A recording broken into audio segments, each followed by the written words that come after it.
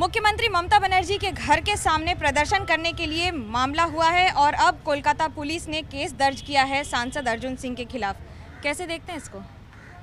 ये हम लोग को इससे कोई फ़र्क नहीं पड़ता है। जब अत्याचारी शासन के खिलाफ जब लड़ाई में उतरे हैं तो केस और झूठा आरोप, झूठा केस, ये तो पुलिस के बल पर ये शासन चल रहा है। इस शासन में तो कानून का कोई शासन नहीं है।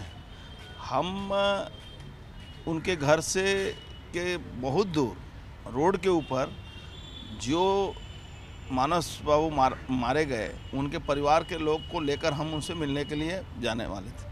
हम उनसे वहाँ जस्टिस का डिमांड करने के लिए जा रहे थे कि चुनाव के दिन यह हत्या कराई गई और हमें जाने नहीं दिया गया। हमारे प्रेसिडेंट को धक्का धुक्की किया गया, हम लोग को धक्का दिया गया, हमारे सिक्योरिटी को धक्का दिया गया और वहाँ का जो डिप्टी पुलिस कमिश्नर है, शायद आकाश मघेरिया ना क्या नाम है, उसने तो हद कर दी। उसको मालूम नहीं है कि वो हम किस प्रोटोकॉल के लोग हैं और हमारे ऊपर, हमारे साथियों के ऊपर जो एमपी हैं, उनको लगता था कि वो किसी अपराधी को टान के लेके जा रहा है और इस तरह से अभद्र उसका वक्तव्य था।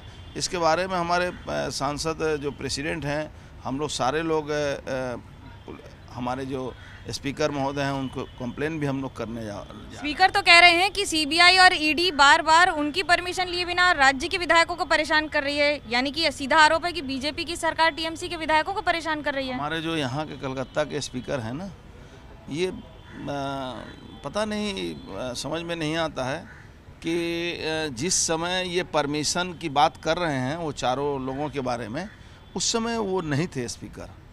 उस समय सारा कस्टोडियन जो थे वो गवर्नर साहब थे, तो गवर्नर साहब ने परमिशन दिया। अब उनको कौन समझाएगा? लर्नेड व्यक्ति है, मैं उनके योग्यता पर कोई प्रश्न चिन्ह नहीं उठाता हूँ, लेकिन वो कहीं ना कहीं मजबूर हो जाते हैं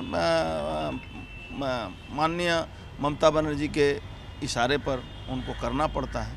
हालांकि वो बहुत लर्नेड व्यक्ति हैं, वो जानकार हैं, इसमें उनको नहीं पढ़ना चाहिए। वो नहीं इस तरह के काम कर सकते हैं। सीबीआई को और चाहे ईडी को जिस तरह से उन्होंने नोटिस दिया है, ये हमको लगता है कि कहीं ना कहीं दबाव में पड़ के वो करते हैं। भवानीपुर आप देख रहे हैं इस समय विधानसभा का उपचुनाव। भवानीपुर में मुख्यमंत्री ममता बनर्जी कैंपेन के दौरान कह रही हैं कि हमने अगर सबको भत्ता दिया है, यानी कि पंडितों को भी दिया है और मौलानाओं को भी दिया है, लेकिन बीजेपी इसमें राजनीति कर रही है।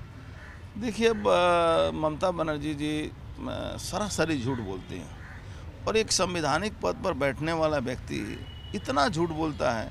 संविधान के शपथ खाते हुए वो जिस तरह से मिथ्याचार करती हैं, झूठ बोलती हैं, ये शायद ही कोई मुख्यमंत्री कर सकता है। जो सारे लोग मारे जा रहे हैं, 56-57 लोग मारे गए, लूट हो रहा है और बोल रही हैं कि वायलेंस नहीं हो रहा है। अब वो बोल रही हैं कि हम सबको भत्ता दे रहे हैं। भाई, आप कब भत्ता उनको दिए और कितने पंडितों को भत्ता दिया उन्होंने? मुश्किल से 8000 लोगों को भत्ता दिया, वो भी जो पंडित नहीं है वो भत्ता लेकर बैठे हुए हैं। तो यहाँ तो हर चीज़, भत्ता में भी करप्शन है। और जिस तरह से मौलाना मुअज्जिम को जो उन्होंने दिया, सरकारी पैसा जो उनको दे रहे हैं, ये सीधा साधा ये गैर कानूनी काम है। केंद्र में अब जातिगत गणना पर सवाल उठ गए हैं और रोक भी लगा दी है सुप्रीम कोर्ट ने। कैसे देखते हैं इसको? देखिए, केंद्र सुप्रीम कोर्ट ने अगर कोई रोक लगाई है तो उसके ऊपर तो मैं टिप्पणी नहीं कर सकता हूँ।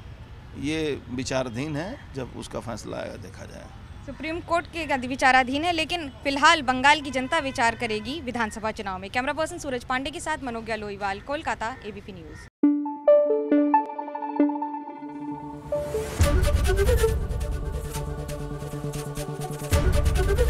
एबीपी न्यूज़ आपको रखे आगे।